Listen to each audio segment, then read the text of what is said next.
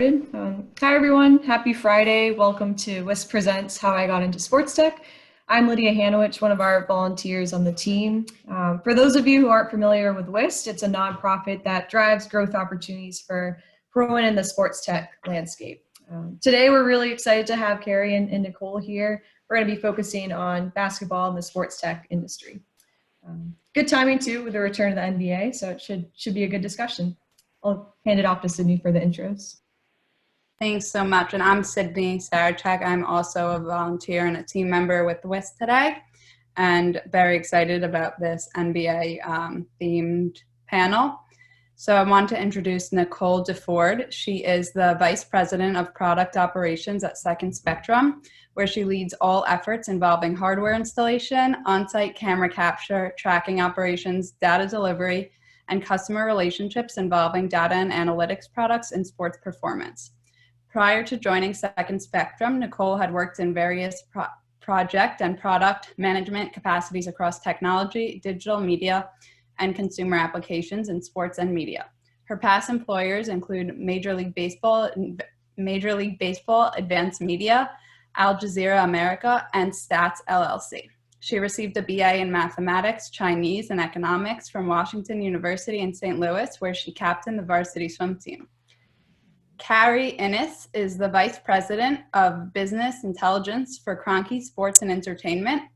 There she oversees the department responsible for managing all of the data sources for KSE, which includes 4 sports teams, analyzing trends for use by the sales and marketing teams, and producing reports and dashboards that assist many departments in making decisions. Before joining KSE 5 years ago, Kari worked in management consulting as an actuary. She always loved math, but wasn't interested in teaching or research. So she went to Colorado State University, where she could major in math with a concentration in actuarial science. Sorry, I can't speak well, I guess.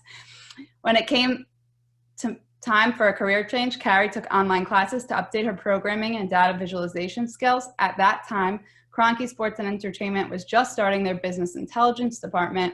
She took an entry-level position, believing that advancement opportunities would arise, especially with a brand new department with a lot of growth potential. And it looks like it's really worked out for you. So we're very excited to have you join us today as well. I'll leave it to Lydia to start off the virtual panel. Awesome. Thanks, Sydney. Really excited to learn from both of you. In the audience, we have a lot of students or just professionals in the space that are looking to grow. So this is a great platform to showcase that. If my right arm keeps moving, my dog's trying to attack me. It's not like a nervous tick, but so just ignore that. But we'll get right into the questions. So our first question is, what is a typical day like in your job? I can go first. Yeah, go for it. I'm Kari, and so my team, because it supports 4 sports teams and a lot of different departments across all of KSE, I don't have a typical day. It depends on which department needs what activity. Is it marketing looking for a profile of what our ticket buyers look like, or sales needs to know, needs a dashboard to see how their reps are performing against goal. So a lot of it depends on which department is the noisiest, needs something more immediately, but my days are never the same.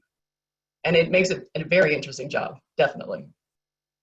I'd echo that. I was also going to say there's a typical day. I think, sports is ever changing, dealing with, camera capture in multiple venues, everything is different all the time. I think you kind of prioritize things as they come up. Everything's fast paced, and I think new challenges or new opportunities pop up every day. And that's really what makes it exciting. I actually think that's why I love it so much, is that you don't sort of repeat the same thing over and over. Every day can expose new challenges, which can be frustrating at the time, but I think that's that whole cycle that keeps me excited.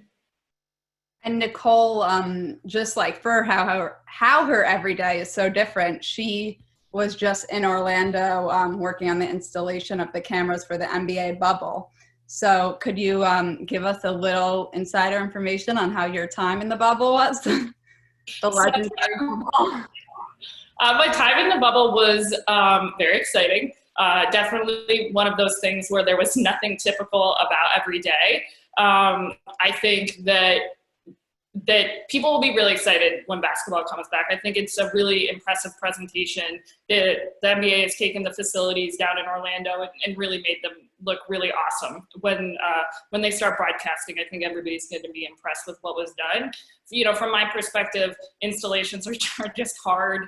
You're pulling cable, you're doing a lot yourself, and then you leave and things change or things aren't there the next day and panic ensues.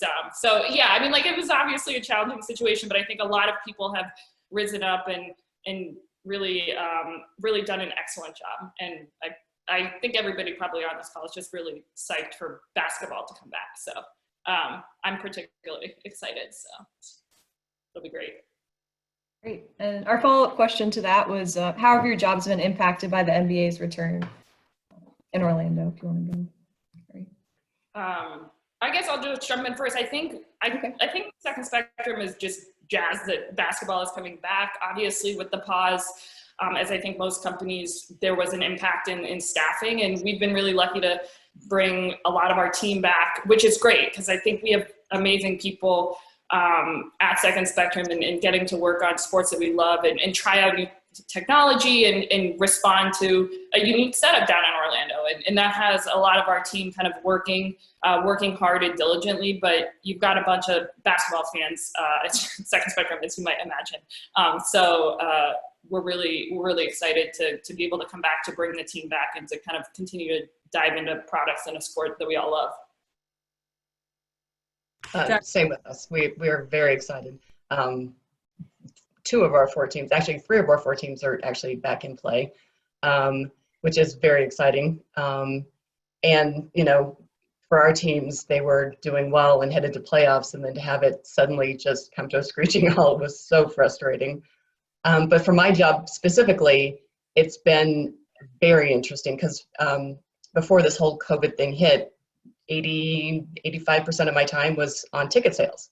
How do we sell tickets? Who are we selling them to? Are we going to reach revenue goals? All of those kind of questions, and those are all irrelevant now. So our new focus is, how do we engage fans when we can't bring them into an arena? We can't sell them tickets. We can't even do watch parties at a location, a bar. It's like, how do you reach these fans? Who are these fans? How are we going to keep them engaged till the time we can sell them tickets? So there's a lot of very creative, out-of-the-box thinking going on now.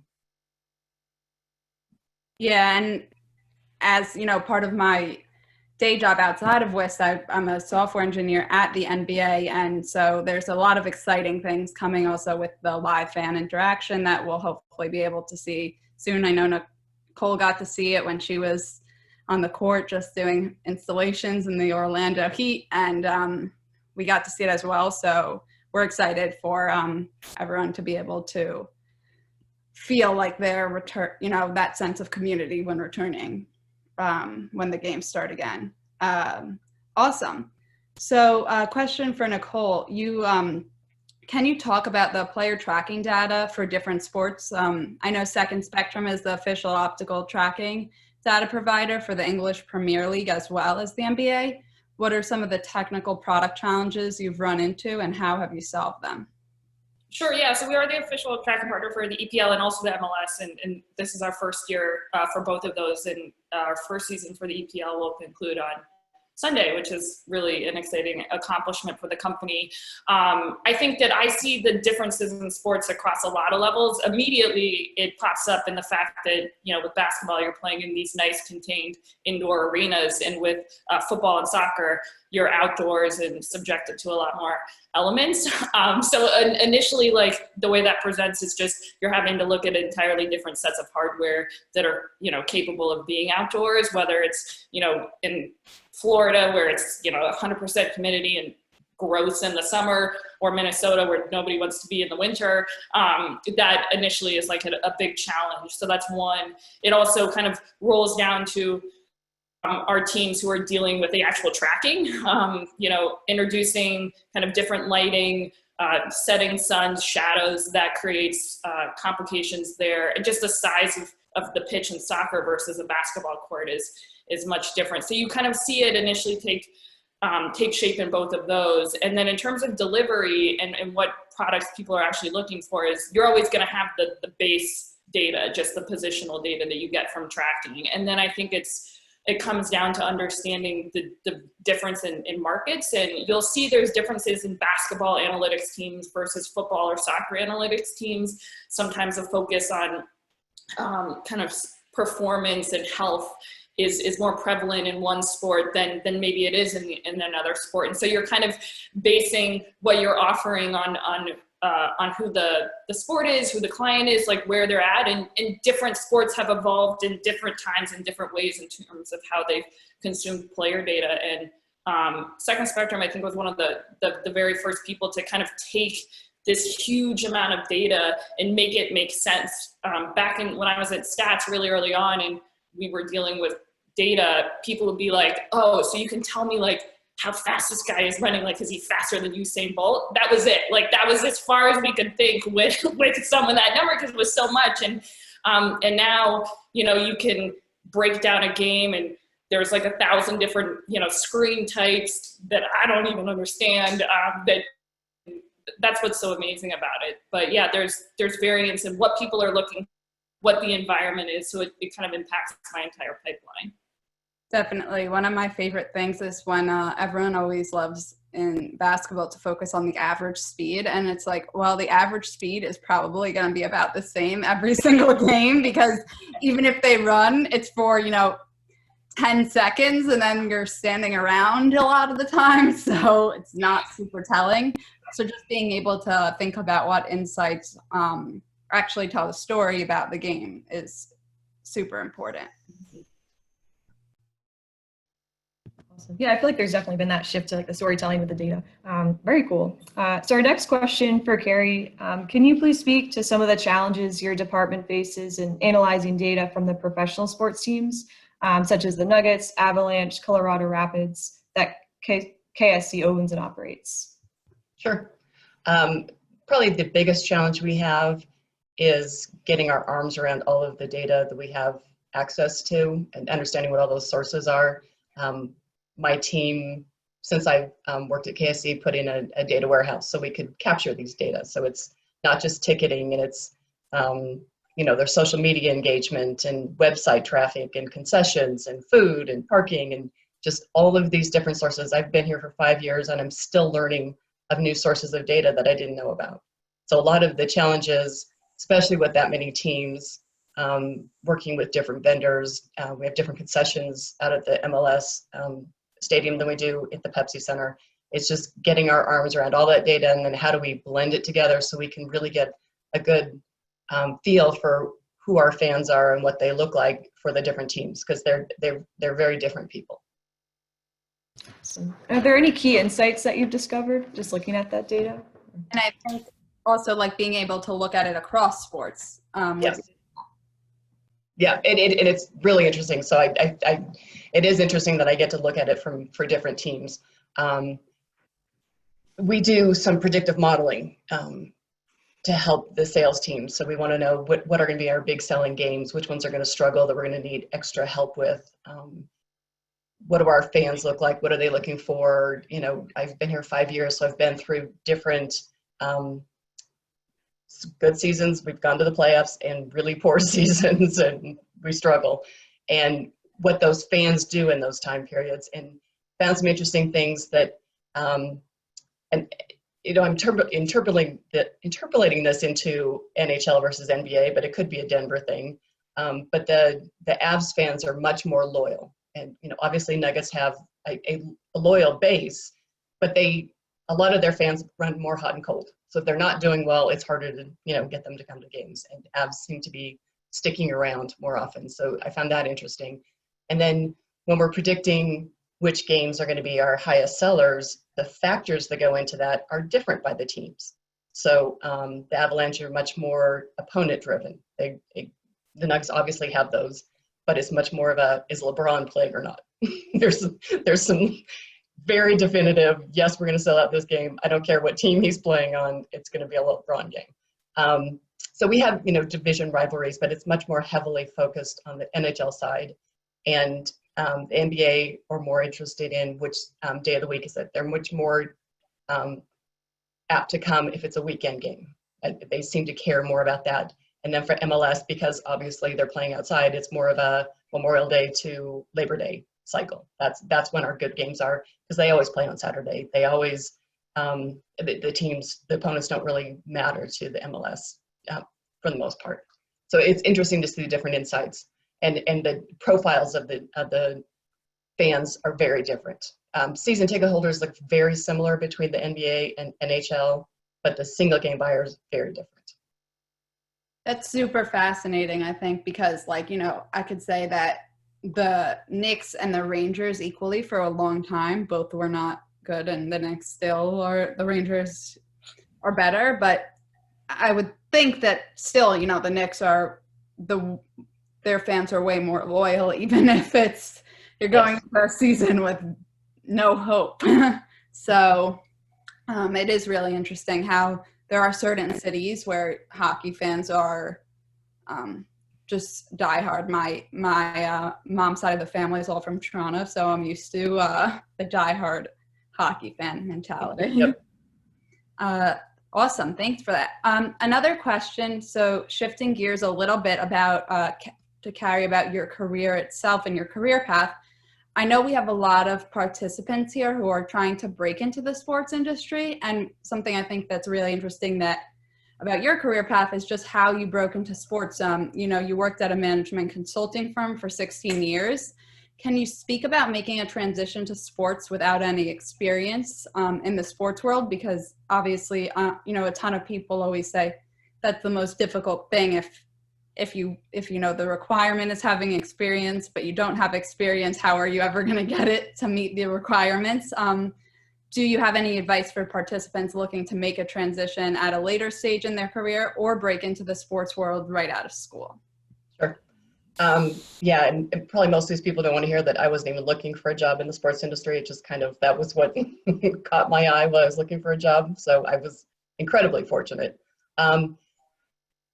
I think it's changing. I think people, at least at KSC, I can see that the emphasis on the sports background is not quite as rigorous as it used to be, which is good news. But my advice is, if you're targeting a certain industry of sports, you want a certain league, you want a certain team, be willing to take a job that's not, what you think is on your career path, or is, not paying what you're used to being paid, because getting your foot in the door is key. So even if it means taking an internship and proving yourself, I think that would be huge. Because I fully believe that because I took an entry-level job after working for 16 years in management consulting, because I knew that once I could get my foot in the door and prove myself, the opportunities would be there, and they were definitely there. And be tenacious. When I first applied for this job, it was a brand new department. There was only 2 people currently in the job. They were starting up the department, and I didn't fit the profile. I mean, I didn't have a sports background. I wasn't male. I was older than, what is typically in a sports organization.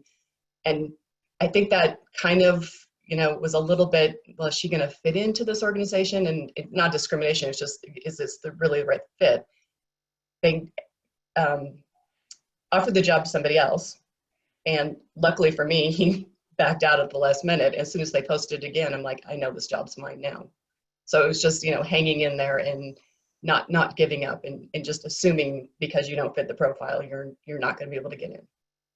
Yeah, and I think that's great, because one of the most important things is that, people are always like, well, if I'm taking this job and it might not be so great or what I'm looking for, it is a risk, and people are apprehensive to take that risk. But what's the worst thing that could happen? You have 10 months of experience at a great sports or a company that owns 4 major sports teams, and then you can go look for something else. And exactly. So I think that that's something that people often, oftentimes it's like, well, this isn't the perfect thing for me. And so rarely will the perfect thing present itself first. Right. And I love that confidence too, going into that entry-level job, that you're fully confident that you could grow from there. And I think that's important, especially for a lot of us in the audience. If we're not sure what to do next, just like be confident in the skill set that you've built, and you can always transfer that. So, Right. Awesome. Nicole, so you've been at Second Spectrum for about 4 years. You joined when there were about 55 employees, so much smaller, but can you speak about working at a growing startup in the sports tech space? Sure. So I think, yeah, Second Spectrum has grown a lot, which is great, obviously for us. But I think what's nice about it is it's constantly exciting. I think working in that space for me or working specifically at Second Spectrum is exciting because you're surrounded by so many smart people. I think the company as a whole is very ambitious, and I think you have to be in sports tech because, like, one thing that I've certainly noticed from now versus when I joined Stats in 2008 is there's a lot of sports tech. Like, there's a lot more than there used to be, and so that market is getting more and more crowded. You're finding companies that pop up that are specializing in certain things, and there's just more and more mediums, and so you sort of have to be ready to fight, like ready to think outside the box. I think Spectrum likes to be audacious, and that's certainly something I think the company is and what it represents. And if you like that challenge, like if you like it fast paced, and if you like to be constantly challenged, these companies that are kind of coming into the space and growing, it's a great place to be. It goes back to the first question, which is what is a typical day? And there just is not one. You are constantly testing the boundaries and of what you can do. And to me, that's exciting, but it is also very competitive. I think there are a lot of companies out there, and one thing you have to do is recognize that if you get an opportunity, you have to deliver. There has to be a focus on being consistent and keeping clients happy. And that's something that is very important to me. I think it's very important to the company, and but it's exciting and challenging. So. That's awesome. I think that's what drew me to Catapult, just like you said, being surrounded by so many smart people and just learning a ton. And I love the fast-paced nature of it too. And you just learn so quickly that way. That's awesome. And I think it's nice that people are willing to teach you too. You know, I'm big into asking questions. I think when I got to Second Spectrum, when I was learning about some of the technology set, they pulled something up and I was like, but where's the UI? And they're like, oh, no, there's no UI here. Like, you have to use terminal. I was like, okay, tell me more about it. I don't know anything about this. And so you're challenging yourself, but you're surrounded by people who are encouraging you to learn and then actively like enabling you to learn, which is really nice to have. Definitely. I would say like Google is my best friend in that sense. Like, if you know, just Google it before even, I feel like Google will have answered 99.9% of the time.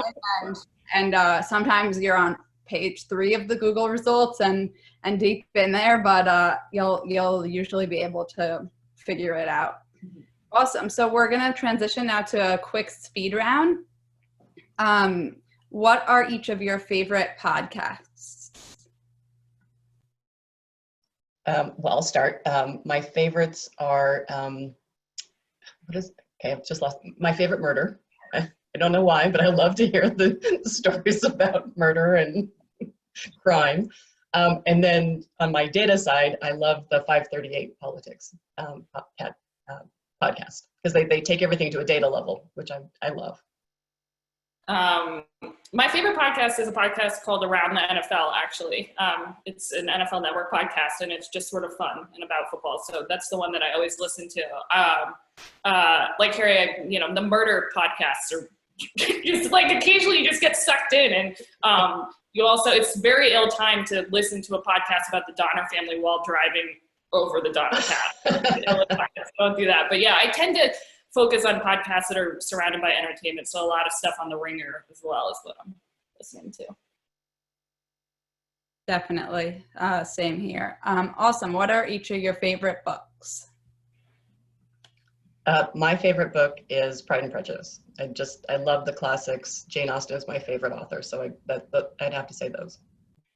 I feel like overall book, I'd probably go back to The Lord of the Rings, but I think what I read the most are like oral histories of people or companies, the James Andrew Miller books about ESPN and CAA I think he has like a HBO one coming out. I just find like stuff like that totally fascinating because you get these really interesting looks into these companies that like are right in your face. And there's a little bit of like intrigue and backstabbing always in all of these books, which is nice or just entertaining to watch. So. Yeah, I read a few months ago Bob Iger's book, and I thought it was really great how like much detail he provided. So that was really awesome. And Nicole, a quick question. David in my group, so Nicole and I work together, you know, during my day job, I work with her a lot, wants to know, have you kept every golf ball you've ever played with? The wall behind you is wild. Well, actually, so this is my husband's work. I bought him this smaller one that he filled, and then I bought the big one, which he also filled, which I feel like just indicates that he's playing too much golf. So, but yeah, it's a lot of golf balls. I also tend to just lose every golf ball that I've ever played with, so they're sprinkled around golf courses in America. You're waiting for them. Definitely. I just tried to take up golf during the pandemic. We'll see how it's going. Awesome. So we're going to transition to the audience submitted questions now. So question for Kari. How have the challenges changed for fans during COVID times where fans are viewing NBA virtually versus NHL? How do you foresee the fan base response to virtual games in the future? That's an excellent question. I'm not sure I have much insight into that yet. You know, a lot of our fans, we were already struggling, and I'm not sure how aware everybody is, but we were struggling getting our games on TV to start with because we were having problems with our, you know, we own our own original sports network and having, not being on Comcast, not being on Dish Network. So people weren't seeing the games anyway. And now when they can only see the games, they can't buy tickets. There's no other way to, you know, really stream the games. This is still a challenge that we're undertaking. And this is one of the things we're trying to figure out now. Can we do something through YouTube and do a second screen and help, you know, people at least keep up with the game if they can't see it? So that is a continuing struggle for us right now. Awesome. And then next question, how do you see team strategy changing this postseason for the NBA given the timing adaptation?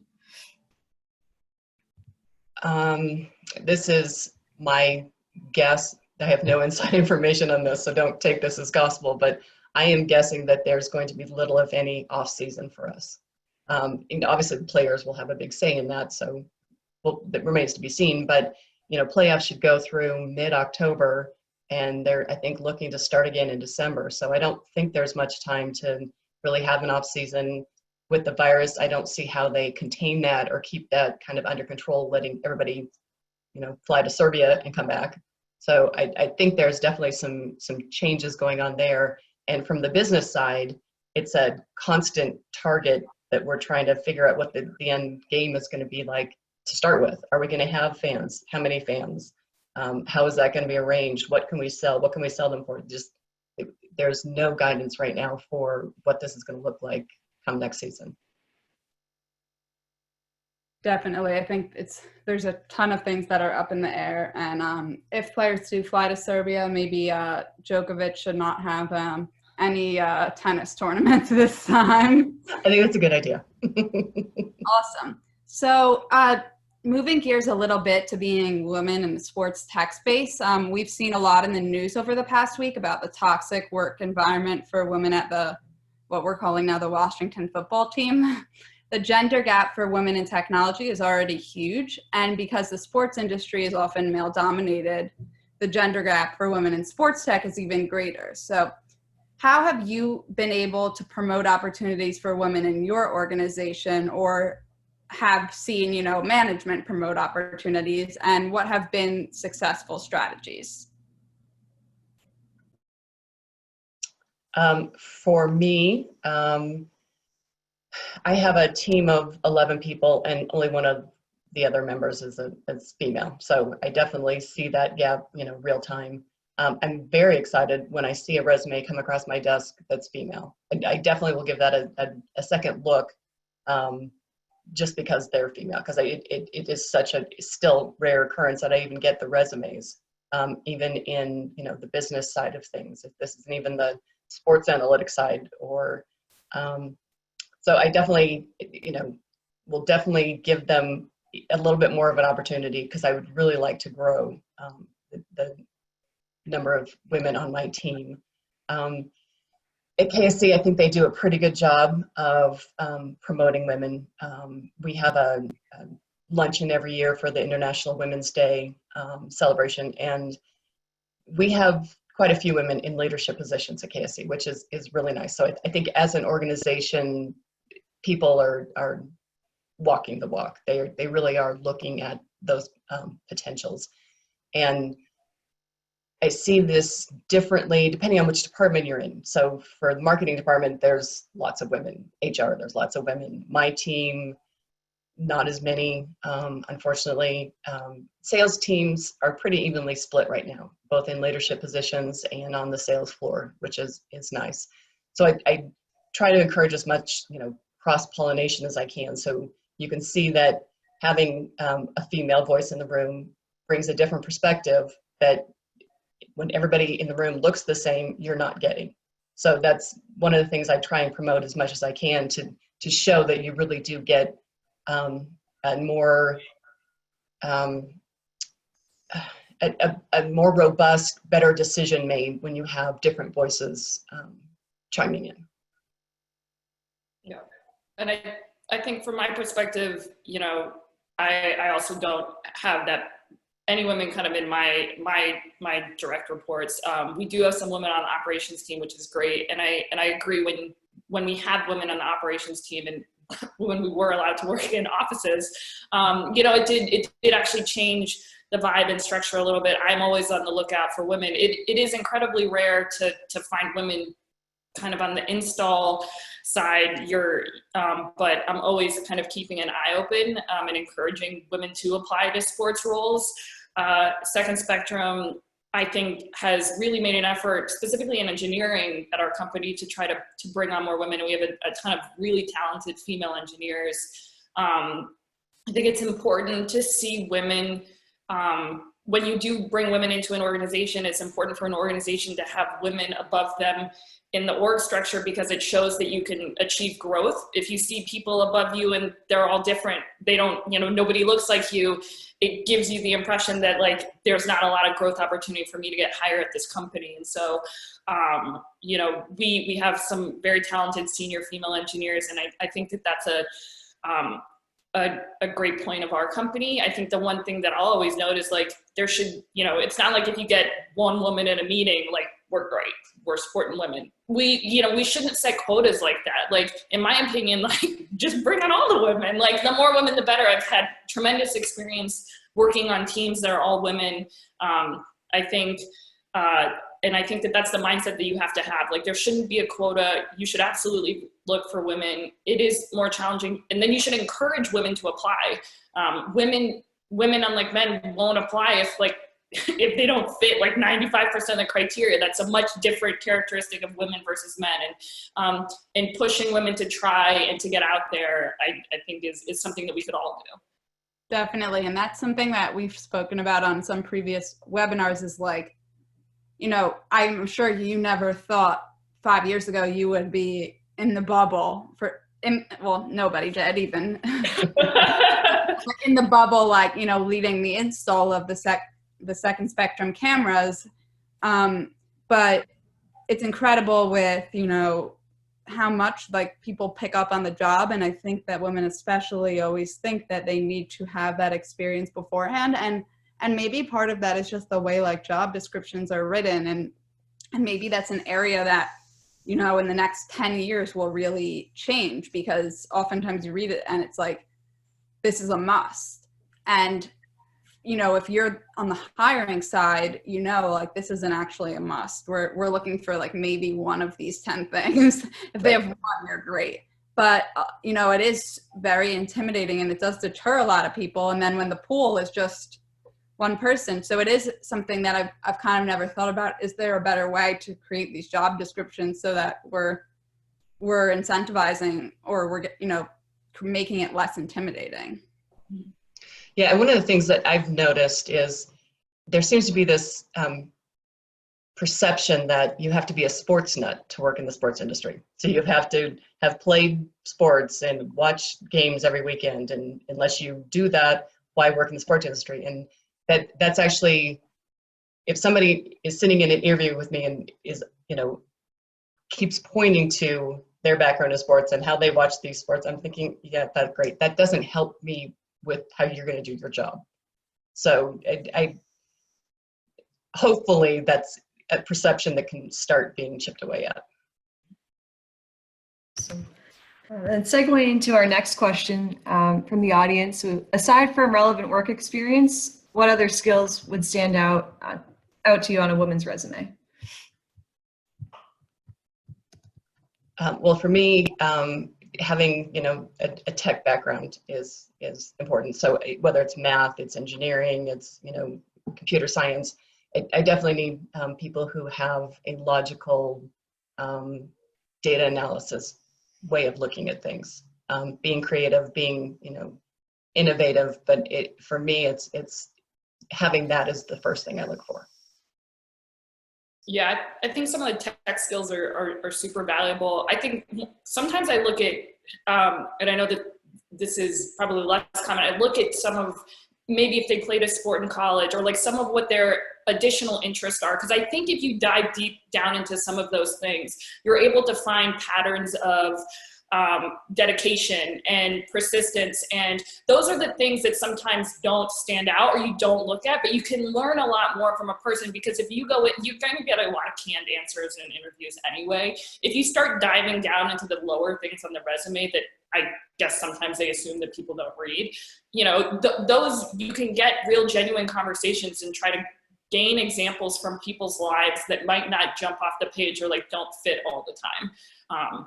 But there's nuggets in there that you can find. And so I always like to look at that stuff, but don't take it too far. Because one time I did read a resume where a guy put his mile time in the resume, and I was like, it's weird.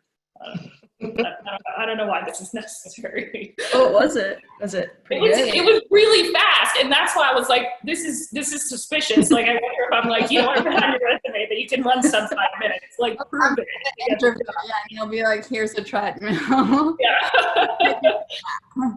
But yeah, no, I think that's a really good point, because I do think that people who have like diverse interests, and not just in the sports space, like all around, are the best employees. And oftentimes, like when people are, sometimes like Kari, like you said, when people are like, I'm a huge sports fan, this is my entire life. It's like, okay, well, maybe you're almost so like the average fan, you need to immerse yourself in a ton of different things to just be a well-rounded person. And also to be able to connect with like the average fan, as like, especially let's say in a fan engagement or that type of research analysis, the person who is the diehard fan is going to be a diehard fan, probably regardless of what your strategy is. So those are not the type of people that, you really need to think about reaching most of the time. Obviously you always want to like make sure your diehard fans are happy. But so that's something that I think people don't realize enough, is that you also you can love the sports tech space and the sports space way more from your work. So you don't need to start off like all the way up here, you could sort of learn on the job as well. Awesome. So transitioning to our next question, Nicole, I'm curious about your study of Chinese. Why Chinese, and do you get many opportunities to use it, or how has it helped you?